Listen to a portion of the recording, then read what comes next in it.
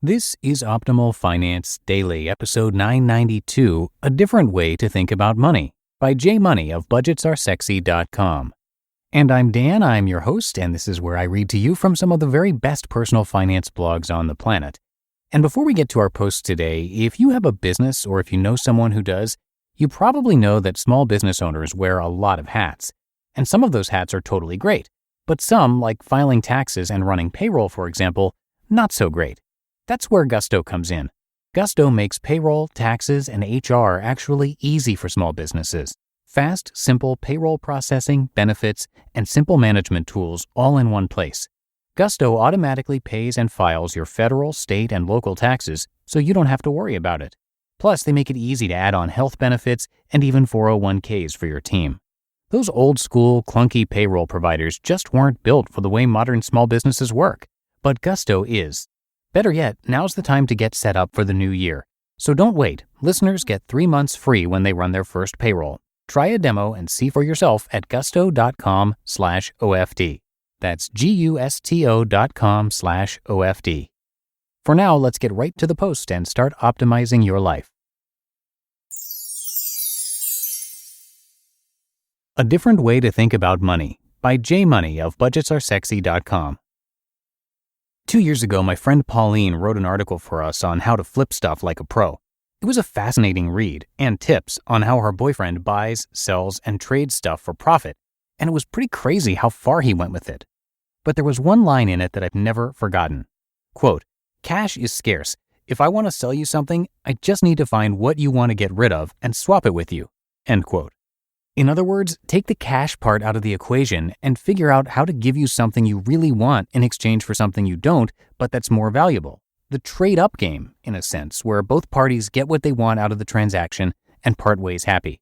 But what I love the most about this is that it works in the opposite direction too. If there's something you really wanted to buy but don't have the money or don't want to spend your money on it, can you figure out a different way to get it? And the answer is yes, you can. All depending on how adventurous and patient you are and how badly you want it. How you achieve this is by figuring out what the other person actually wants, since it's usually not just to have money. In other words, what will they be doing with this money in exchange for the item you desire? Let's take a cool old bill for sale, for example. J Money, always on the hunt for awesome new coins and currency to add to his collection, sees an ad for a $500 bill and deeply wants to own it.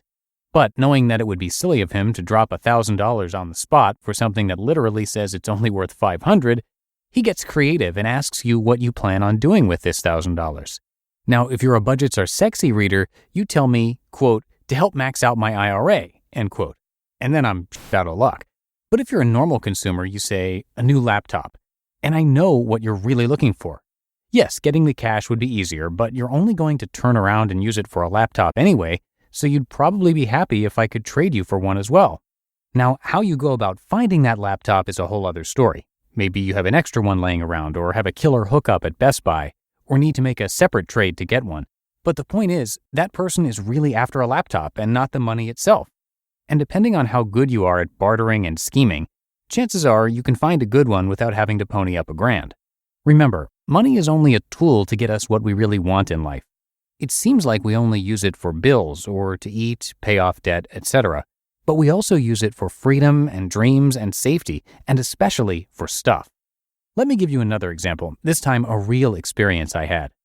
14 years ago, when I graduated from college, I moved to New York City to pursue the dream, which was basically to party all the time and have an incredibly kick-ass job as an art director. Only I wasn't nearly as talented as everyone else in the world trying to do the same thing. I couldn't even get an internship that paid nothing, so I had to shift focus. I still wanted to live there and have fun with my 5 roommates. How else do you afford to live there? But I needed a new career, and preferably one I could get more passionate about. So one day I literally wrote down a list of all the stuff I enjoy, and then whittled it down to my top 3 to see what jobs might pop out. This was literally what the list looked like, I say as I lower my head in shame. 1. Girls. 2. Beer. 3. Travel. And when I listed possible jobs next to them, 1, 2, bartender, brewer, and 3, travel agent, airlines. Now, for obvious reasons, I skipped over number 1, And while number 2 sounded plausible, I didn't think I had it in me to again compete with such fierce competition, especially since I liked the idea of slinging drinks more so than the job itself, and even better, drinking them. So that left me with travel. I looked around for gigs in the paper, that's how long ago this was, and stumbled across a reasonably priced course on becoming a travel agent. So I took it, graduated, and got a job as an official agent that lasted all of about 2.3 weeks. As it turns out, it's A, no fun at all booking other people's vacations, and B, there's actually not as many travel perks in it as you'd guess. Sure, you get discounts and the occasional freebie, but it definitely wasn't travel the world on a dime type stuff.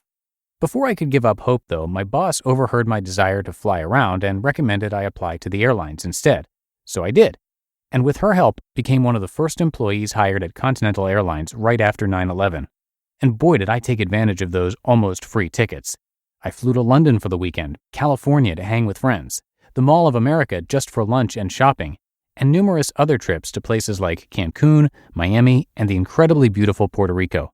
My family loved me for it too. Now, they paid like and I was constantly broke 24/7. But the point is, I traded my time and skills in return for something I desperately wanted: travel. You can also do the same thing for other goals and bills too. It's all the same as getting a job for money, only a different way of thinking about it. And believe me, traveling the world is a lot sexier than $8.75 an hour, not to mention motivating. So think about that anytime you're stuck trying to get from A to B without any cash in your pockets. Are there other routes you can take to accomplish the same results? What is the other person really wanting to do with the money they're asking for? Can you take on a better aligned or extra job? Having money's nice, but it's only because you equate it to something it buys. Your world opens much wider when you realize there are other ways to achieve these things with a little creativity. P.S. The reason I was able to move to NYC and pursue my dream in the first place, I got a job working at Old Navy in my hometown, and then got them to transfer me so I wouldn't be showing up without an income stream. I traded a boring location for a much more thrilling one, and avoided 6 rounds of interviews in the process. No joke. You just listened to the post titled "A Different Way to Think About Money" by J Money of budgetsaresexy.com. And don't forget, Gusto offers modern, easy payroll and benefits to small businesses across the country. They were even named Best Online Payroll by PC Mag. Get 3 months free when you run your first payroll at gusto.com/OFD. And don't wait, because now's the best time to get set up for 2020. That's gusto.com/OFD. And that's it for today. Thank you for listening and have a great rest of your day, and I will be back with you tomorrow for the Thanksgiving show. So I'll see you there, where your optimal life awaits.